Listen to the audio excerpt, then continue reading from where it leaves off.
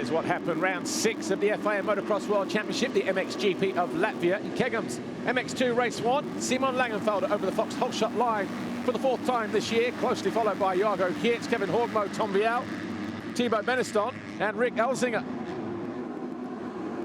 Geerts got the advantage on the 28, though, the championship leader, as they rounded out turn 3. Horgmo well placed there in 4th on the green F&H Kawasaki. By the end of the lap, though, Vial fell from 3rd. He picked himself up in 6th position. Jürgen Matthias Talvico also fell, and a couple of corners later, so too did Kai de Wolf. He re-emerged in 23rd place. 3-time podium man Mikkel Harre wasn't so fortunate. He would not score points in the race as Vial went after Rick Elzinga. He moved past the Dutchman into 5th. That's where he would stay.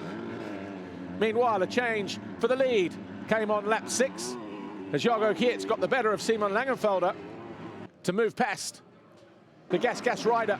And 2 corners later, Kevin Horgmo also went around the outside of the German to move into 2nd as he set his sights on a first race win. Mattia Guadagnini fell from 7th. He picked himself up to finish in 14th. Meanwhile, the 2 riders, Jargo Geerts and Kevin Horgmo, battled over the lead. Not much separated them. Jeremy Sido on the Nissan Husqvarna was not so fortunate. He fell for a 2nd time from 12th. He had to go in for running repairs. He would not score points in race 1. Isaac Gifting thought he'd got the better of fellow Swede Tim Edberg. Eventually he came home in 10th behind Liam Everts. Everts going through for 9th place with that pass on Edberg late on in the race. Thibaut Beneston, 198, eventually found his way into 3rd with that move on Langenfelder with 2 laps to go, but it was Jargo Geerts who was victorious for the 5th time this year, ahead of Horgmo and Beneston.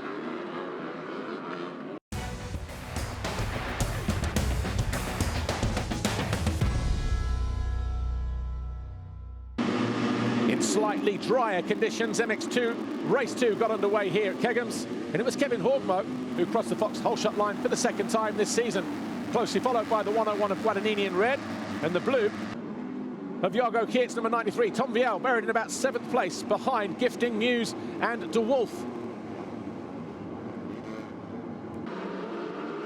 A mistake, though, halfway around the first lap cost Kevin Horgmo the lead as Guadagnini went by, but the Norwegian would have his say later on in the lap. And before the lap was done, he managed to blast around the outside of the Italian to regain the advantage. Vial got the better of Isaac Gifting as he moved into 5th place. And then Jargo Geerts moved into 2nd on lap 3 as he found his way past the 101 of Guadagnini. The gap then was about 5 seconds to the race leader. Kai de Wolf also found his way past Guadagnini to move into 4th, and it wasn't long before Vial also followed through with this move on the Italian. Isaac Gifting in black tipped over. He eventually came home in 7th position, giving a couple of positions away. Tom Vial, an off-track excursion, cost him a little bit of time.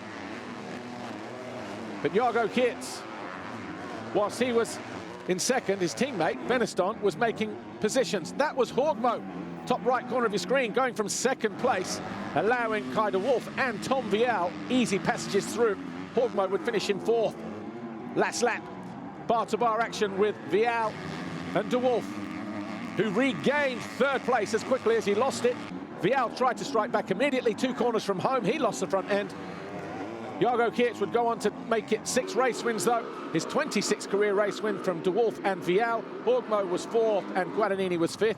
The overall, though, saw Jargo Geerts go victorious with 2 race wins, his 12th Grand Prix victory. Horgmo on the podium in MX2 for the first time, and Vial 3rd.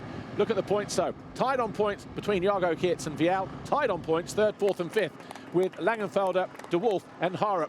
But the red plate belongs to Jargo Geerts by virtue of the fact that he has 6 race wins compared to the 4 of Tom Vial.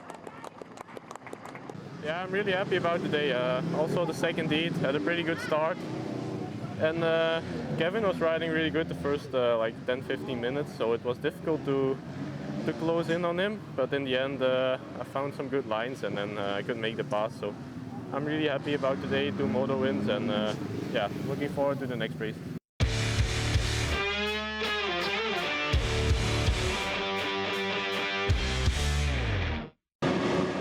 In rainy conditions, MXGP Race 1 got underway here. The MXGP of Latvia, round 6 of the FIA Motocross World Championship, but it did not stop Jorge Prado from crossing the Fox hole shot line for the 6th time this season. He was closely followed by Tim Geiser and Paul Jonas. Jonas, though, would find his way past Geiser halfway around the first lap after the Slovenian and championship leader made a mistake as he came into land off one of the jumps. He got alongside, nudged his way up the inside and went after Prado. The fans love that. Just there in the background, in 4th place, was Ruben Fernandez, as two monstrous Yamahas of Glenn Koldenoff and Maxim Renault went bar to bar early on in the race, fighting over 7th place. Koldenoff got the advantage over the Frenchman. After coming in for goggles from 10th and losing 4 positions, Calvin Verlander and Fell would stay in 14th place. Meanwhile, things were hotting up between the first 3. Geiser closing in on Jonas. Jacoby made a slight mistake, allowing Van Horbig through. He would come home, well, they would come home in 9th and 10th place. Then, a change for 2nd came on lap 11. Geiser getting the better of Paul Jonas. And a lap later, in almost the exact same place on the track, Geiser then found his way up the inside of Prado to take over the lead. That was lap 12. And from there, you thought Geiser would pull clear. Meanwhile, the Yamahas were going at it still. This time it was Koldenoff up the inside of Jeremy Seawer. That was for 5th place. But last lap, couple of corners to go. Watch this.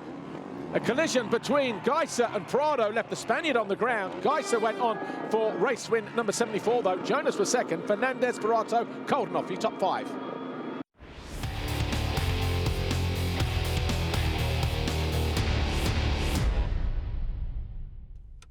MXGP Race 2, drier conditions once again, just like MX2 Race 2.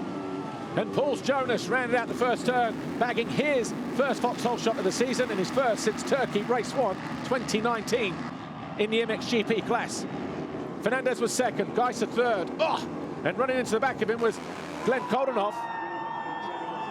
But the fans on their feet as the number 41 led here at home as Geiser moved into 2nd with a move on Fernandez. This was on the opening lap. Brian Bogas also eased past the Spaniard. That was for 3rd place on lap 5. Bogas would make a mistake late on in the race, though, and hand the advantage back to the number 70. Jeremy Van Horbig not so fortunate. He would not finish the race after colliding with a trackside banner. Meanwhile, all eyes on the battle up front between Jonas, the 41, and Geiser on the 243. Eventually, just like race 1, Geiser found the perfect moment. He snuck up the inside of the Latvian, took over the lead on lap 7. Meanwhile, a different race this time around for Jorge Prado. 6 on lap 1, down to 17th at the end of the 2nd lap. He was carving his way through to an eventual 13th place, but not before more shenanigans with Jacoby. Battle for 3rd increased and intensified between the 70 of Ruben Fernandez and Glenn Koldenoff. This mistake here from Jorge Prado, whilst in 13th place, allowed Henry Jacoby to get up the inside and rub elbows with the Spaniard, who didn't look too impressed. Tim Geiser cruised to an easy win, though, his 8th of the season, his 75th career race win. Jonas 2nd to the delight of the crowd. Koldenoff, though, 0.089, he just pipped Fernandez on the finish line to take 3rd. Fernandez 4th, Ruben, and Maxim Renault was 5th.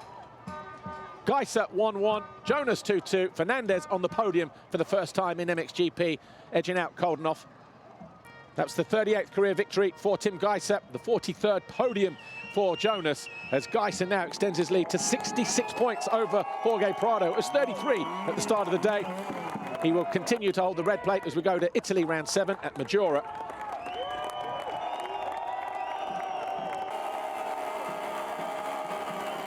Yeah, I'm super happy. It's quite noisy, but yeah, it was a good race, you know. Again, I took a solid start, and then I was behind Paul for half a race. I was searching for the lines, and then I passed him, make a little gap, and then control the race. So I was enjoying a lot.